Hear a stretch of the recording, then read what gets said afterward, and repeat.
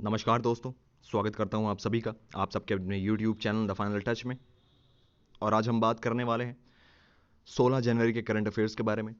और इसके साथ साथ हम 11 जनवरी को भी क्लब करेंगे, क्योंकि 11 जनवरी हमारा ब्लैक लॉग था, तो उसे हम पूरा करवा देंगे। ठीक है, अब बात आती है कि देखो, ये आईबी के एग्ज़ाम पास आ रहा है, तो आईबी के एग्ज़ाम के लिए ये करंट अफेयर्स बहुत इसेंशियल है। आईबी के एग्ज़ाम में मैंने हर बार आपको बताया है कि 5 महीने से ज़्यादा करंट अफेयर्स नहीं पूछता। तो अगर आप हमें फॉलो कर रहे हैं तो आपका काफ़ी पोर्शन पूरा, लगभग पूरा कवर अप हो जाएगा।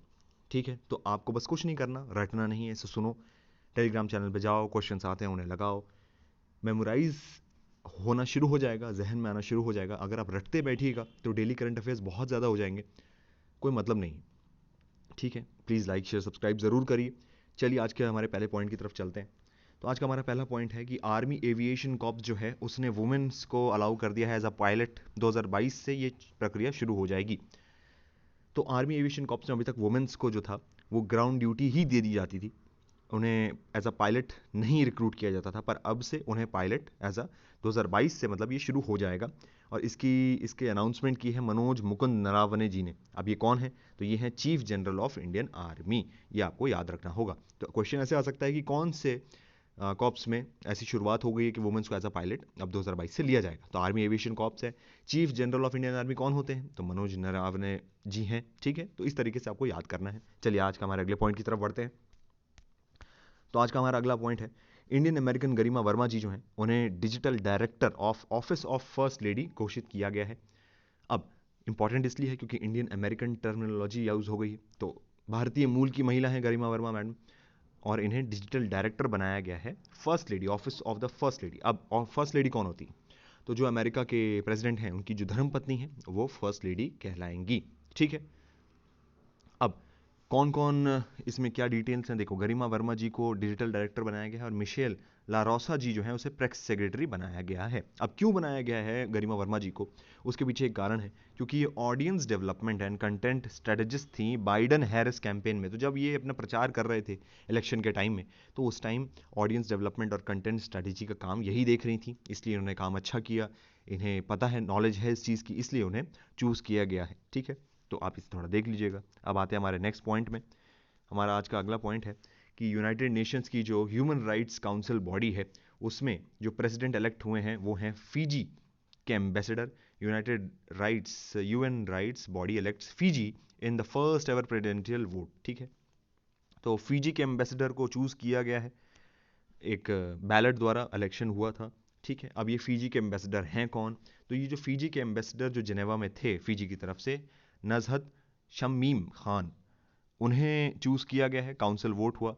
और ये प्रेसिडेंट भी रहे हैं, वाइस प्रेसिडेंट रहे हैं 2020 में, और इन्हें राइट्स चैंपियन भी कंसिडर किया जाता है। अब 47 वोट्स डले थे, उसमें से 29 इन्हें मिले और ये जीत गए। ठीक है, चलिए आगे देखते हैं।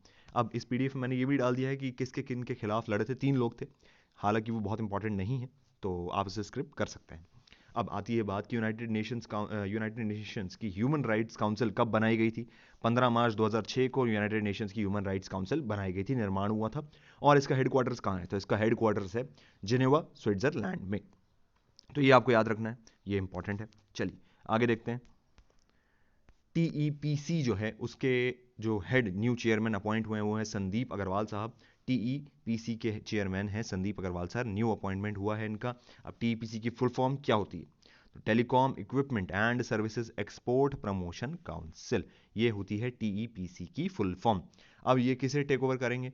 इसे न्यू चेयरमैन बन गए हैं। इनके पहले जो चेयरमैन थे वो थे श्याम लाल घोष साहब थे, उन्हें ये सुपरसीड करेंगे। ठीक है, तो यही, इसमें ज़्यादा कुछ नहीं था, बस आपको संदीप अग्रवाल याद रखना है। हालांकि जो टीईपीसी है ये एक इंडिपेंडेंट बॉडी है गवर्नमेंट की।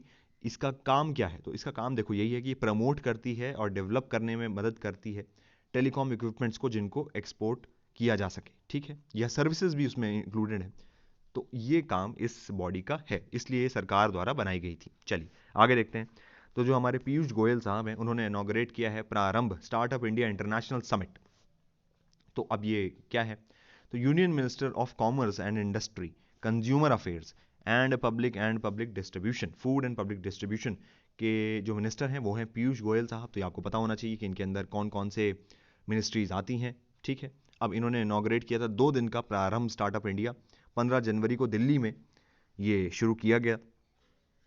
अब इसे ऑर्गेनाइज किसने करवाया? तो इसे ऑर्गेनाइज करवाया था department for promotion of industry and internal trade, DPIIT, ठीक है, department of promotion of industry and internal trade. अब ये जो डिपार्टमेंट आता है ये आता है ministry of commerce and industry के अंतर्गत। देखो, जब भी मैं आपको बताता हूँ डिपार्टमेंट किस मिनिस्ट्री के अंदर आता है तो इसको आप समझो, कुछ पीरियड ऑफ टाइम के बाद आपको ये पता चलना शुरू हो जाएगा कि कौन सा डिपार्टमेंट किस मिनिस्ट्री के अंदर आता है। तो कभी ये क्वेश्चन पूछता भी है, किसी को रिलेटेड टॉपिक आता भी है, तो आपको ज़्यादा दिमाग लगाने की ज़रूरत नहीं पड़ेगी कि आपको आइडिया मिल जाएगा कि ये डिपार्टमेंट किस मिनिस्ट्री के अंदर हो सकता है, उस मिनिस्ट्री के कौन मिनिस्टर हैं फिलहाल। तो ये अगर एक सेटअप आप बैठा लोगे तो आपको बहुत आसानी हो जाएगी आपके फ्यूचर एग्जाम्स में। चलिए आगे देखते हैं। अब ये क्यों हुआ था? देखो, तो ये हुआ था, इसमें किस किसने पार्ट लिया था? तो इसमें पार्ट लिया था मेंबर्स ऑफ बिम्स्टेक। बिम्स्टेक क्या है?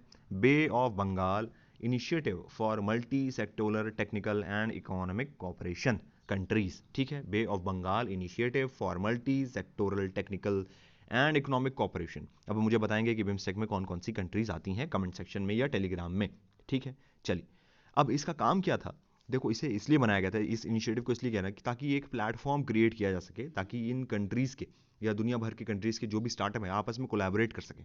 मान लो मेरा एक स्टार्टअप है और मुझे उसमें किसी टाइप की टेक्नोलॉजी की ज़रूरत है और आपका उस टेक्नोलॉजी से रिलेटेड स्टार्टअप है, तो हम दोनों कोलैबोरेट करके एक बड़ा इनिशिएटिव क्रिएट कर पाएँ। इसी मोटिव को ध्यान में रखते हुए इस प्रारंभ की शुरुआत की गई थी। चलिए आगे देखते हैं। जो हमारे राजनाथ सिंह साहब हैं, उन्होंने इनॉग्रेट किया इंडिया का पहला indigenously developed drivers less metro car, ठीक है। तो आपको ये ध्यान रखना है क्योंकि इंडिया का इंडिजीनियसली डेवलप्ड पहला ड्राइवरलेस मेट्रो कार है, इसे राजनाथ सिंह जी ने इनॉग्रेट किया। डिफेंस मिनिस्टर हैं हमारे राजनाथ सिंह साहब। ये ड्राइवरलेस मेट्रो कार 15 जनवरी को इनॉग्रेट की गई और ये फंक्शन कहाँ हुआ? तो BEML बैंगलोर कॉम्प्लेक्स में हुआ। इसका मतलब ये है कि ये बैंगलोर मेट्रो में इस मेट्रो कार को लगाया गया। तो बैंगलोर मेट्रो में ये लगाया गया। इसकी मैन्युफैक्चरिंग कहाँ हुई?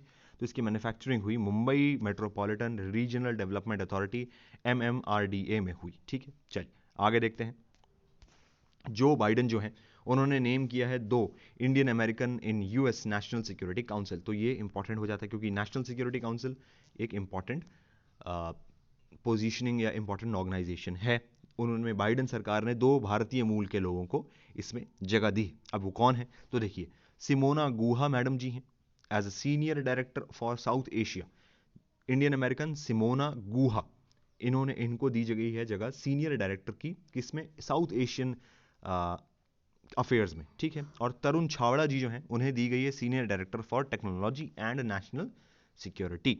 अब ये आपको ध्यान रखना है कि ये फॉरेन पॉलिसी में बिल्डिंग में बहुत मदद करेंगी सिमोना गुहा जी, क्योंकि ये साउथ एशियन नेशन से रिलेटेड फॉरेन पॉलिसी मेकिंग में काम करेंगी। तो आप थोड़ा सा इसे ध्यान रखना क्योंकि इंडियन अमेरिकन है इसलिए ये पॉइंट इंपॉर्टेंट हो जाते हैं। चलिए आगे देखते हैं। वेस्ट बंगाल की जो CM है उन्होंने इनॉग्रेट किया 26th Kolkata international film festival, ठीक है। अब वेस्ट बंगाल की CM कौन है? अभी फिलहाल ममता बनर्जी जी हैं और उन्होंने 26th Kolkata international film festival inaugurate किया, जिसे कहा जाता है KIFF, ठीक है। अब इसमें जो ब्रांड एम्बेसडर थे वो थे शाहरुख खान साहब और ये पूरा वर्चुअल हुआ कॉन्फ्रेंस, तो उन्होंने मुंबई से ही अटेंड किया। अब इसमें जो पहली फिल्म थी, इनॉग्रल फिल्म, मतलब इस फिल्म से इस पूरे फिल्म फेस्टिवल की शुरुआत हुई, तो वो कौन थी? अपुर संसार, ठीक है। सत्यजीत रे की एक क्लासिक मूवी थी, बहुत बहुत ज़्यादा पॉपुलर है अपने टाइम की। अपुर संसार से इसकी इनॉग्रेशन की गई, ठीक है। इसमें 131 मूवीज़ दिखाई जाएंगी, 45 कंट्रीज़ की स्क्रीन की जाएंगी और ये 13 जनवरी से शुरू हुआ। क्योंकि हमने इसमें 11 जनवरी का करंट अफेयर्स लिया है उसके अंतर्गत ही आता है, तो इंपॉर्टेंट है। 26th इंटरनेशनल फिल्म फेस्टिवल था कोलकाता का, तो आप इसको ज़रूर ध्यान दें। चलिए आगे देखते हैं। हर्षवर्धन जी जो हैं उन्होंने लॉन्च किया कोस्टल रिसर्च वेसल सागर अविनिशिका अन्वेषिका, ठीक है। सागर अन्वेषिका कोस्टल रिसर्च वेसल था। हर्षवर्धन कौन है? तो यूनियन मिनिस्टर हैं अर्थ साइंसेज के हर्षवर्धन साहब। इन्होंने लॉन्च किया सागर अन्वेषिका। ये चेन्नई पोर्ट से लॉन्च हुआ, ठीक है। चेन्नई पोर्ट से ये लॉन्च हुआ। अब ये क्या काम करेगा? तो ये वेसल जो है ये काम करेगा environment indexing and Beth mapping, ठीक है। अंडर वाटर की, जो पानी के अंदर की जो भी फीचर्स होंगी कोस्टल और ऑफ शोर वाटर्स की, डीप जो अंडर वाटर है या पूरा जो कोस्टल एरिया है या शोर लाइन है उसके आसपास जो भी वाटर में जो चीज़ें हैं, कितनी गहराई है, पूरी तरीके की बेथ मैपिंग ये करेगा। अब इसे किसके द्वारा बनाया गया? तो देखो, national institute of ocean technology जो था, इसे इस रिसर्च पर्पस के लिए यूज़ किया गया और इसे बनाया गया टीटागढ़ वैगन्स, कोलकाता, वेस्ट बंगाल में इसे बनाया गया। चलिए आगे देखते हैं। मोदी इंडिया कॉलिंग 2021 बुक जो है इसे रिलीज कर दिया गया है। मोदी इंडिया कॉलिंग ये कॉफी टेबल बुक है, इसे रिलीज किया गया है 16वीं प्रवासी भारतीय दिवस। मैंने आपको बताया था प्रवासी भारतीय दिवस कब होता है, तो आप कमेंट सेक्शन में जाइए और मुझे बताइए कि प्रवासी भारतीय दिवस की डेट क्या है। ठीक है, इसे मोदी इंडिया कॉलिंग 2021 बुक थी। इसमें क्या था? तो इस बुक में फोटोज थी नरेंद्र मोदी साहब की, वो जो अपनी 107 ओवरसीज और बायोलैटरल विजिट्स पे अभी तक गए हैं, उसकी एक कलेक्शन है ये बुक। ठीक है, और इसे किसने बनाया, किसने लिखा इस बुक को? तो ये बीजेपी लीडर थे विजय जॉली जी, उन्होंने बनाई है बुक और इसे रिलीज किया गया है आदेश गुप्ता साहब द्वारा। आदेश गुप्ता साहब द्वारा इसे रिलीज किया गया है, जो कि दिल्ली बीजेपी के प्रेसिडेंट हैं। तो क्योंकि मोदी साहब से रिलेटेड है तो इसलिए थोड़ा सा आप देख लें, तो बुराई कोई नहीं है इसमें। और यहीं हमारा वीडियो आज का ख़त्म होता है। आपको कोई भी दिक्कत आई हो, कुछ भी प्रॉब्लम लगी हो, तो कमेंट सेक्शन है, टेलीग्राम चैनल है, वहाँ जाएं, हमें अपने सुझाव दें। तब तक पढ़ते रहें, आगे बढ़ते रहें। मिलते हैं आपसे नेक्स्ट वीडियो में। Thank you so much.